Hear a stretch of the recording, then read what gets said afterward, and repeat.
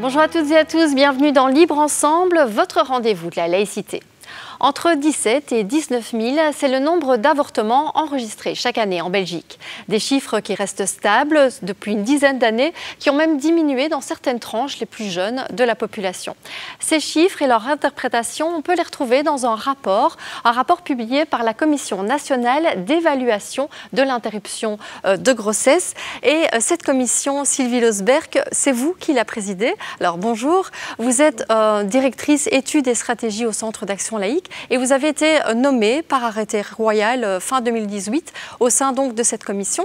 Alors il faut dire que cette commission, elle n'avait plus remis de rapport officiel et en tout cas plus de recommandations depuis 2012. Vous avez dû donc travailler sur 6 années de chiffres et de statistiques sur l'avortement en Belgique. Oui, donc la commission remet depuis la loi de 1990 un rapport bisannuel pour les statistiques qui concernent l'interruption de grossesse en Belgique. Elle ne s'est plus réunie depuis 2011 parce qu'elle doit être régulièrement renouvelée, cette commission, et que les critères pour siéger étaient trop restrictifs. Donc c'est la raison pour laquelle il y a eu une modification des profils requis et qu'à partir de 2017-2018, de nouveaux membres ont été acceptés par le Parlement et nommés par arrêté royal. Donc. Alors vous le disiez, hein, cette commission, elle a été mise en place dès la loi de 1990 qui donc dépénalisait partiellement l'avortement. Alors ces missions, elles étaient assez claires. Donc il y avait d'abord produire un rapport statistique, mais aussi formuler des recommandations susceptibles de contribuer à réduire le nombre d'IVG et à améliorer la guidance et l'accueil des femmes. Donc ici, vous avez remis toute une série de recommandations que vous avez présentées en commission santé au Parlement. On peut dire que parmi ces recommandations, j'ai l'impression qu'il y a vraiment un fil conducteur, c'est le fait de donner une information vraiment claire, une information complète aux femmes sur l'avortement et sur la contraception. Oui, c'est vrai que c'est l'information qui est la base. Si les femmes ne sont pas informées sur la contraception et les différents moyens de contraception, et sur les possibilités d'interrompre une grossesse volontairement, forcément, ça pose des problèmes d'accueil et des problèmes liés à des grossesses qui sont non désirées. Et parfois, les femmes doivent se rendre à l'étranger quand elles sont mal conseillées ou non informées.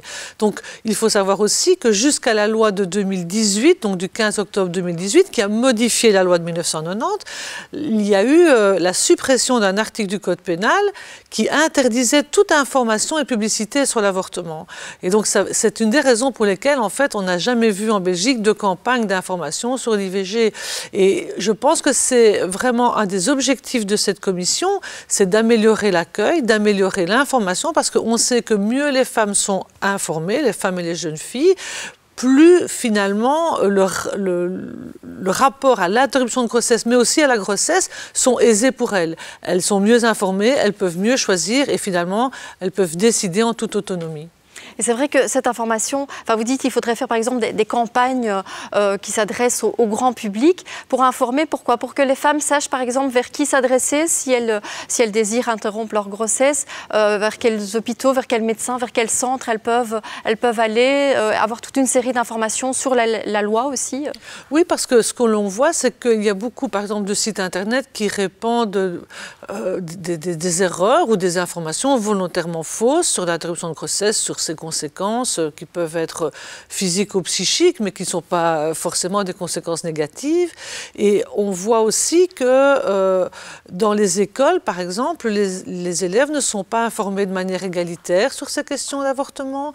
La question des centres eux-mêmes, finalement, ils sont assez visibles dans la partie francophone du pays, alors que dans le nord du pays, il n'y a que 6 centres pour toute la Flandre. Donc c'est vrai qu'on a aussi encore une forme de tabou sur l'IVG, c'est toujours assez mal perçu. Les femmes et les filles n'osent pas trop en parler. Et pour nous, qui travaillons soit dans l'accueil des femmes, soit les autres membres de la commission, qui sont souvent des médecins ou des juristes, c'était un objectif de créer un cadre avec des recommandations pour mettre fin à ce tabou et pour que enfin les femmes puissent avoir accès à ce droit à la santé, puisque depuis 2018, c'est un droit sans se sentir stigmatisé.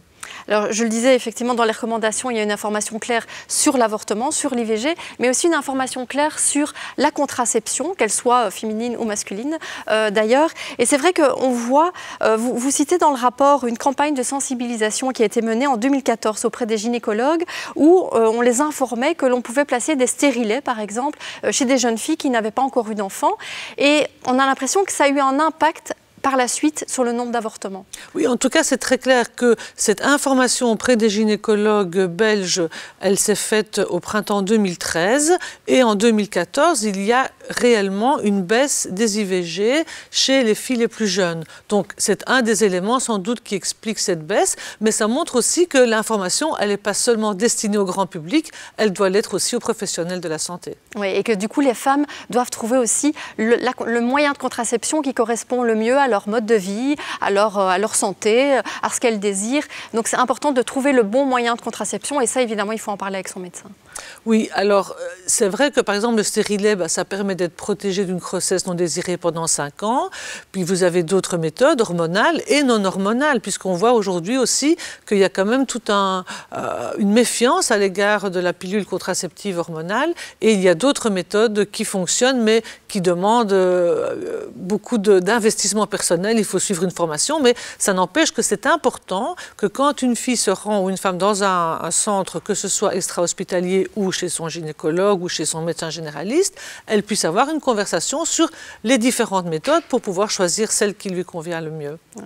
Alors dans le rapport, on voit aussi que 85% des IVG, donc des interruptions volontaires de grossesse, ont été pratiquées dans des centres extra-hospitaliers, donc majoritairement dans des plannings, dans des centres de planning familial, où les médecins sont majoritairement des médecins généralistes.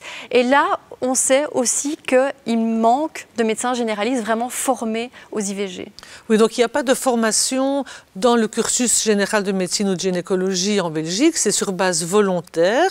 Dans les hôpitaux, il y a aussi des stages qui se font, mais donc il n'y a pas une couverture réelle de la pratique de l'IVG en Belgique. Donc c'est aussi à l'égard des praticiens et à l'égard des hôpitaux que la Commission formule des recommandations.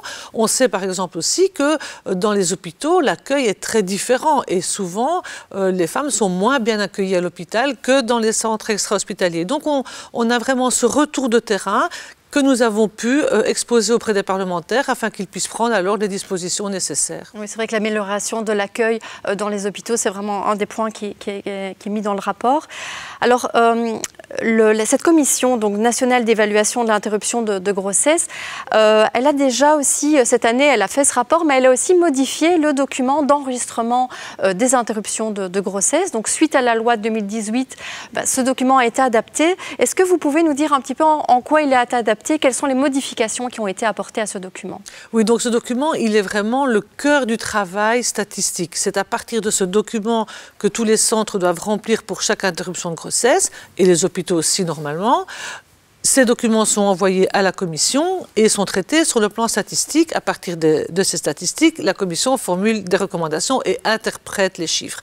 Donc c'est vrai que la loi de 2018 a modifié notamment ce qu'on appelait l'état de détresse. Auparavant, la femme devait expliquer, justifier un état de détresse pour pouvoir obtenir une IVG.